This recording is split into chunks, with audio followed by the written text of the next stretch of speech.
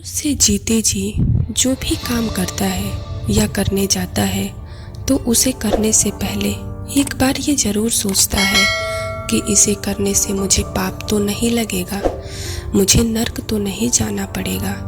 इसलिए आज हम जानेंगे कि मरने के बाद तिरहमी क्यों की जाती है, ये क्या होती है।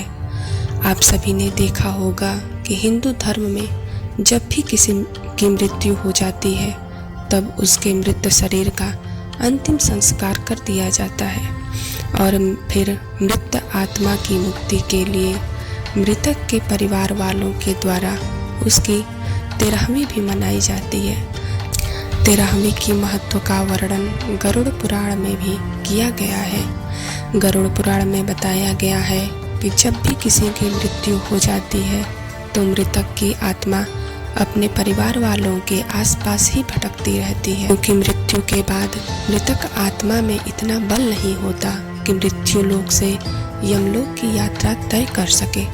इसलिए आप सबने देखा होगा कि जब भी किसी मनुष्य की मृत्यु हो जाती है तो उसके परिवार वालों के द्वारा मृतक आत्मा के लिए नियमित पिंडदान किए जाते हैं। गरुड़ पुराण के अनुसार मृत्यु के बाद 10 दिनों तक जो मृतक के नियमित पिंडदान किए जाते हैं उससे मृत आत्मा के विभिन्न अंगों का निर्माण होता है और इसी तरह 11वें और 12वें दिन शरीर पर मांस और त्वचा का निर्माण होता है। फिर 13वें दिन यानी कि तिरहमी को जब मृतक के नाम से पिंडदान किया जाता है तब उसे इससे ही यमलोक तक यात्रा करने की शक्ति प्राप्त होती है। फिर वे आत्मा यमदूतों के साथ निकल पड़ती है। गरुड़ पुराण की माने तो मृत्यु लोक से यमलोक तक जाने में मृत आत्मा को 1 साल अर्थात 12 महीने का समय लगता है।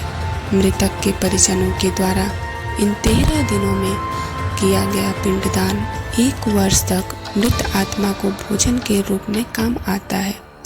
इतना ही नहीं, गरुड़ पुराण में यह भी बताया गया है कि जिस मृतक आत्मा के नाम से पिंडदान नहीं किया जाता है उसे 13वें के दिन यमदूत घसीटते हुए यमलोक की ओर ले जाते हैं और ऐसी आत्मा को यमलोक में बड़ा ही कष्ट पहुंचता है।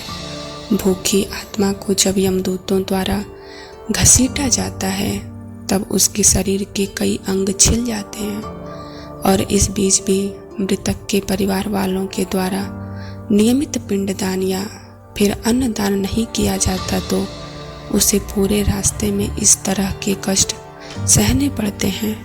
परंतु यदि साल भर के अंदर मृत आत्मा के पिंडदान या फिर अन्नदान कर देता है तो फिर उसे यमदूत घसीटना बंद कर देते हैं, क्योंकि पिंडदान से आत्मा में बल आ जाता है और वे अपने पांव पर यात्रा करना आरंभ कर देते हैं। गरुड़ पुराण में यह भी बताया गया है कि 13वीं मनुष्य जीवन के 16 संस्कारों में अंतिम संस्कारों का एक अंग है। इसके बिना अंतिम संस्कार की पूर्णतः नहीं होती है। गरुड़ पुराण के अनुसार जिस मृत आत्मा के 13वीं की क्रिया नहीं होती है उसे प्रेत योनि से मुक्ति नहीं मिलती है।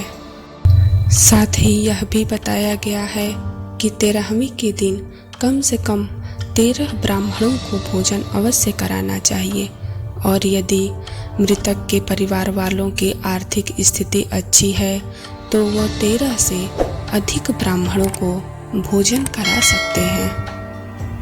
13वीं के दिन ब्राह्मणों को भोज करवाने को मृत्यु भोज का नाम दिया गया।